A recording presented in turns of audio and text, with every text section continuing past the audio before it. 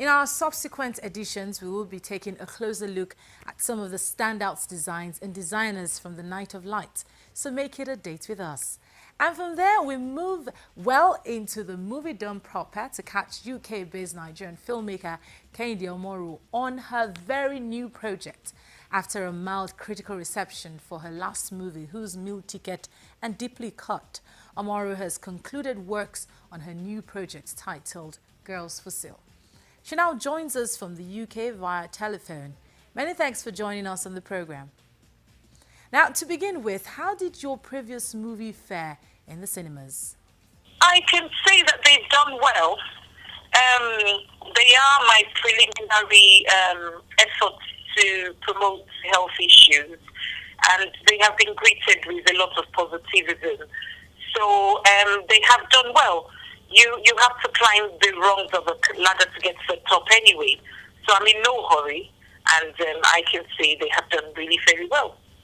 Speaking about using your movies to draw attention to a serious issue, why do you feel the need to do so? The culture in Nigeria has been reactive rather than proactive, as against what I experience here in the UK. There is a lot of preparation, and there is a lot of works going to ensure that you do not get ill. And everybody knows that at times you cannot avert an illness, but there's a lot of health promotional activities going on. In Nigeria, it isn't so. It's very reactive. People react when there is now a disease or an illness instead of doing things, putting measures in place that forestall it.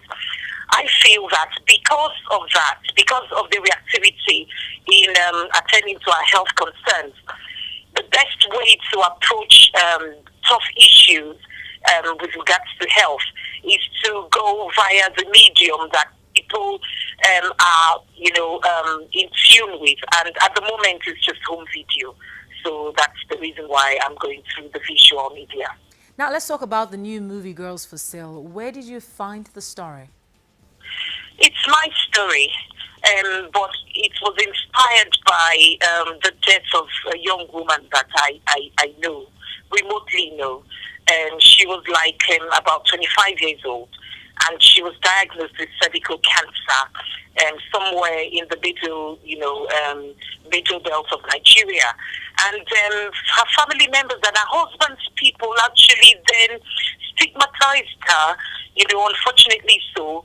And of course they said she was a dirty woman. That's why she had developed cervical cancer. And she was left not very well attended to, and eventually she died. So I am just standing up in my own little way to say cervical cancer does not develop all of the time because you're promiscuous, and nobody has a right anyway to cane another person for a mishap. Nobody is perfect. So this is the reason why I am doing this. Okay, but beyond all of this, what are your plans for the movie to ensure it is successful as a business? Because of the commonalities in cervical cancer, and it cuts across peoples and races and all that, every woman alive is in one way susceptible to it one way or the other. I have done a collabo with Ghanaian artists, so I've got Jackie Appiah on board with us. I have Mr. Ajololo coming from Ghana to make it not just a Nigerian affair, it's also a Ghanaian affair.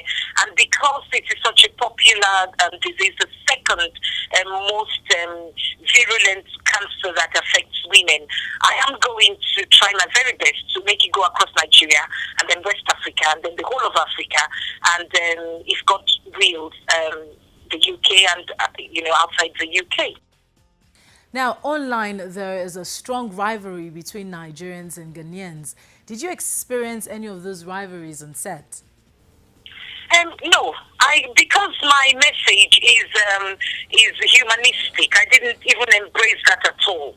All I just did was through Williams, who I engaged to produce this movie for me, haven't written it. I decided that he should speak to Jackie and speak to Mr. Jalulu and appeal to that humane part of them, and then help them understand that over and above any feelings they may have, I have a message to do with life. And to be honest with you, Jackie was brilliant. She just embraced it and she fed into it, and so did Mr. Jalulu fed into it. I happen to know that the actual behind the scenes relationship between the Nigerians and the Ghanaian artists was really very cordial, really very friendly, and then everything went on smoothly. There was no rivalry at all on set. All right, many thanks for joining us again on the program. Now it's time for a quick break. Entertainment news will return in a bit. Don't go away.